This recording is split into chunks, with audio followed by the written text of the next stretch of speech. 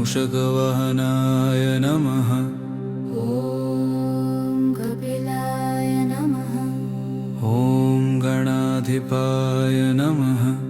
रणत्क्षुद्रघण्टानिनादाभिरामं चलत्ताण्डवोद्दण्डवत्पद्मतालम् लसत्तुन्दिलङ्गोपरिव्यालहारं गणाधीशमीशानसुनुतमीडे ध्वनिध्वंसवीणालयोल्लासिवक्त्रं स्फुरचुण्डदण्डोल्लसद्बीजपूरम् गलद्दर्पसौगन्ध्यलोलालिमालं गणाधीशमीशानसुनुतमीडे प्रकाशज्जपारक्तरत्नप्रसून प्रवालप्रभातारुणज्योतिरेकं प्रलम्बोदरं वक्रतुण्डैकदन्तं गणाधीशमीशानसुनुतमीडे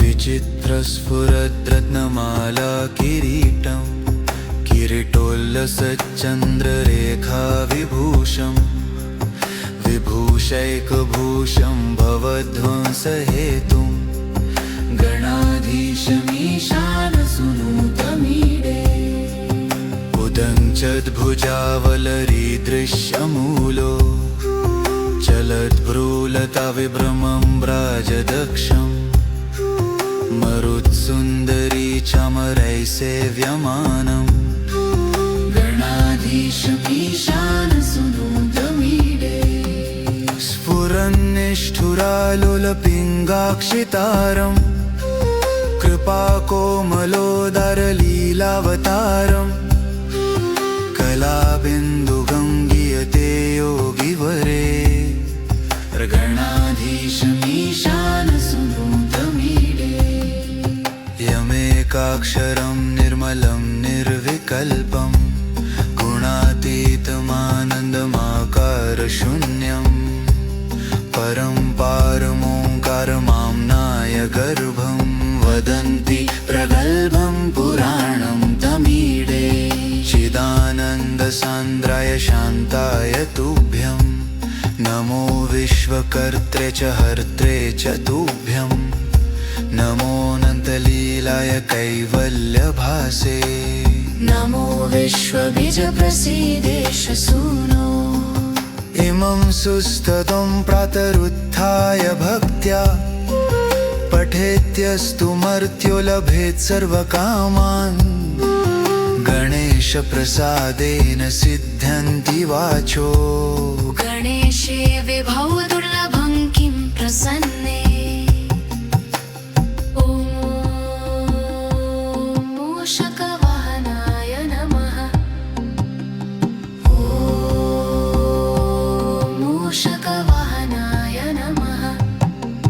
रणत्क्षुद्रघण्टानिनादाभिरामं चलत्ताण्डवोद्दण्डवत्पद्मतालं लसत्तुन्दिलङ्गोपरिव्यालहारं गणाधीशमीशानसुनुतमीडे ध्वनिध्वंसवीणालयोल्लासिवक्त्रं स्फुरचुण्डदण्डोल्लसद्बीजपूरं गलद्दर्पसौगन्ध्यलोलालिमालं गणाधीशमीशानसुनुतमीडे प्रकाशज्जपारक्तरत्नप्रसून प्रवालप्रभातारुणज्योतिरेकं प्रलम्बोदरं वक्रतुण्डैकदन्तं गणाधीशमीशानसुनुतमीडे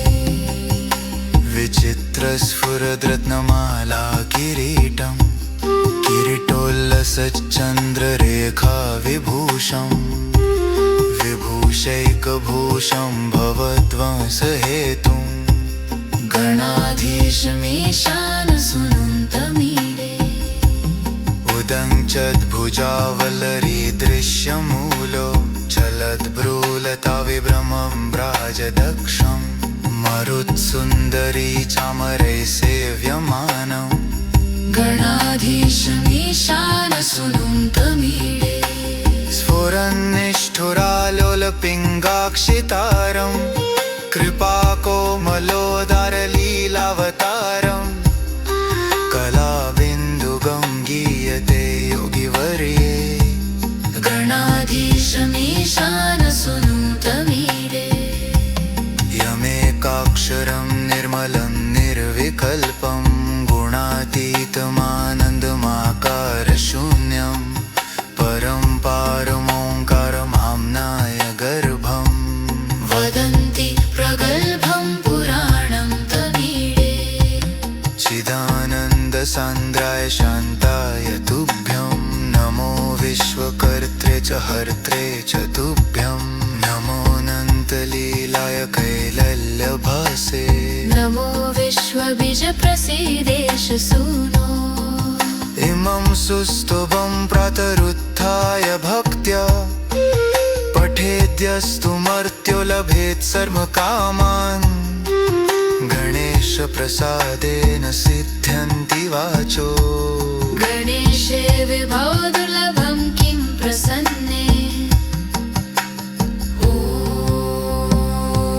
मूषकवाहनाय नमः